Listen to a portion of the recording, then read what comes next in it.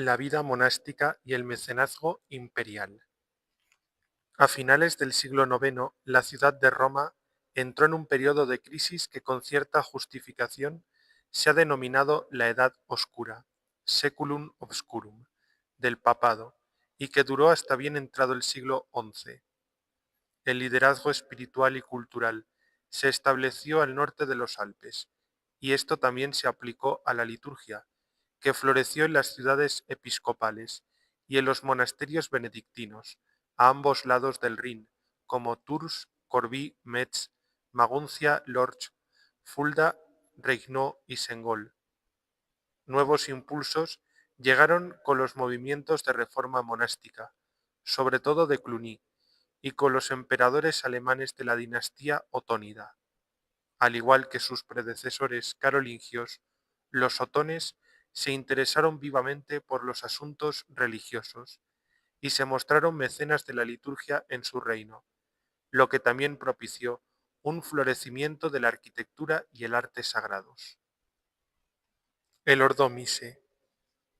El paso más importante en el desarrollo litúrgico de la Edad Media fue la organización de las partes que se repiten en la celebración eucarística, en lo que hoy se conoce como el Ordo Mise, ordinario de la misa. Los primeros vestigios de este ordo se encuentran ya en muchos sacramentarios de tipo gregoriano, que comienzan con una sección separada, cómo debe celebrarse la misa romana, qualiter missa romana celebratur. Esta instrucción se corresponde con la descripción de la liturgia estacional papal en el Ordo Romanus Primus, véase el capítulo 7, y puede remontarse a finales del siglo VII. Un paso posterior se dio con las colecciones de oraciones privadas, que debía rezar el celebrante en diferentes momentos del rito. El primer ejemplo conocido de este tipo de recopilaciones está atestiguado en el Sacramentario de Amiens, París, Biblioteca Nacional, que data de la segunda mitad del siglo IX. La mayoría de estos textos, algunos de los cuales consisten en un solo versículo de un salmo, acompañaban y aclaraban el significado espiritual de determinadas acciones rituales para el sacerdote celebrante. De este modo, servían para sostener su piedad personal y ayudar a ofrecer con devoción el sacrificio de la misa.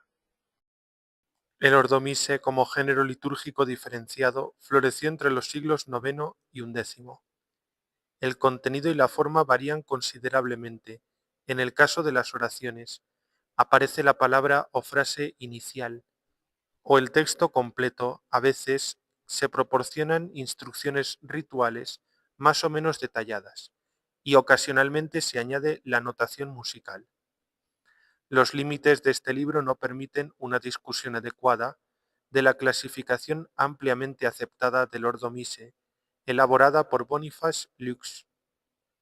Algunos órdenes podrían ser excesivos en el uso de oraciones sacerdotales privadas, sobre todo el ordo escrito para Sigbert, obispo de Minden, en el norte de Alemania, entre 1022 y 1036. El texto ha alcanzado cierta notoriedad desde que fue publicado en 1557 por el teólogo e historiador luterano Matthias Flacius Illyricus, 1520-1575, y se conoció como misa ilírica. Sin embargo, otros órdenes tenían un tono más mensurado y eran menos propensos a superponerse a la secuencia tradicional del rito de la misa. Esto atestigua un esfuerzo de poda que es acorde con las opiniones del cronista y reformador gregoriano Bernoldo de Costanza, 1050-1100, que se oponía a la longitud y al carácter privado de tales oraciones. El paso de la cultura oral a la escrita en el período altomedieval otorgó al texto litúrgico codificado una importancia renovada. La forma podada del Ordo Mise se convirtió en normativa para la celebración de la Eucaristía y se incorpora al misal de la Curia romana del siglo XIII. Los estudiosos modernos de la liturgia tienden a interpretar la creación del Ordo Mise como una desviación de la forma clásica del rito romano, determinada por las necesidades culturales del pueblo franco-germánico. Joan Peirce y John Romano ofrecen una versión más equilibrada de esta crítica.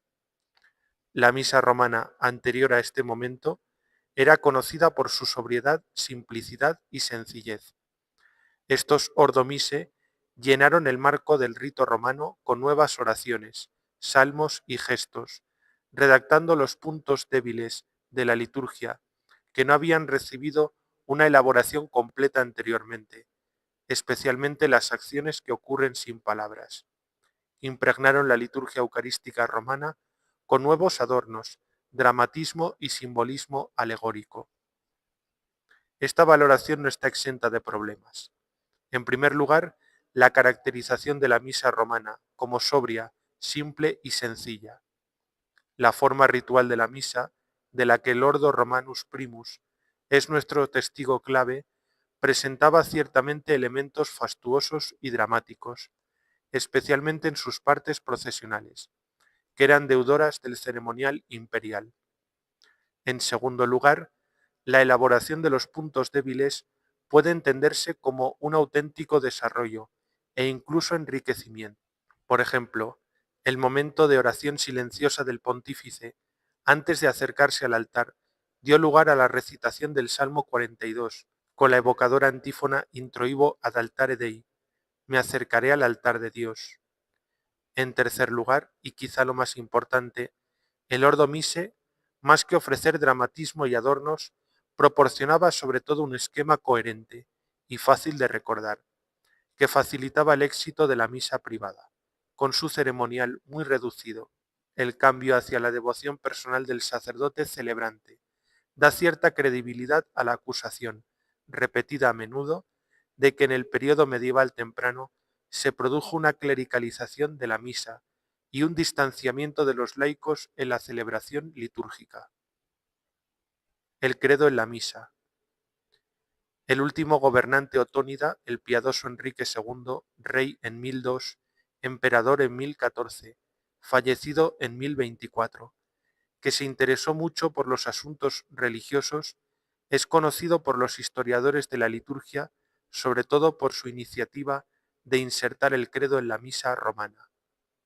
El credo en esa época era el elaborado por los dos primeros concilios ecuménicos de Nicea, 325, y Constantinopla, 381, que se había utilizado como profesión de fe bautismal en el Oriente cristiano desde el siglo IV. A Timoteo I, patriarca anticalcedoniano de Constantinopla, 511-517, se le atribuye la introducción del credo en la liturgia eucarística. A principios del siglo VI, el credo se recitaba en la divina liturgia bizantina, tras la proclamación del Evangelio y la despedida de los catecúmenos. En el occidente latino, el credo pasó a formar parte de la misa primero en la España visigoda, tras la conversión del rey Recaredo y sus nobles al cristianismo católico. En el tercer sínodo de Toledo, en 589, se decretó que el credo niceno-constantinopolitano fuera recitado por el pueblo en cada misa como preparación a la Santa Comunión, precediendo al Padre Nuestro. A mediados del siglo VII, el credo se rezaba en el rito visigodo con la cláusula filioque, afirmando la procesión del Espíritu Santo desde el Padre y el Hijo. El misal de Stowe, 792-803, una fuente importante para el uso litúrgico irlandés, sitúa el credo después del Evangelio. Hacia finales del siglo VIII, Carlomagno hizo insertar el canto del credo, incluido el filioque, después del Evangelio, en la celebración de la misa en su capilla palatina de Aquisgrán. Esta decisión formaba parte de la lucha carolingia contra la cristología adopcionista en España. El Papa León III, 795-816, aprobó a regañadientes el uso del credo en la misa, aunque sin el filioque, pero no adoptó la práctica en la propia Roma. La nueva costumbre se extendió lentamente por los reinos carolingios y fue comúnmente aceptada en las iglesias franco-alemanas en el siglo X. durante su estancia en la ciudad de Roma en 1014, para su coronación como emperador. Enrique se sorprendió al comprobar que, al contrario que en Alemania, el credo no formaba parte del rito de la misa y solicitó al Papa Benedicto VIII 1012-1024 que lo añadiera. Posteriormente el credo se adoptó en Roma los domingos y en las principales fiestas litúrgicas que celebraban algún artículo de fe mencionado en él o que estaban relacionadas con el credo de otro modo. Por ejemplo, los apóstoles como proclamadores de la fe. Así, el credo se convirtió en un canto festivo para días concretos del año litúrgico, a diferencia de las tradiciones bizantinas y mozárabe, donde servía como profesión de fe ortodoxa en cada celebración eucarística.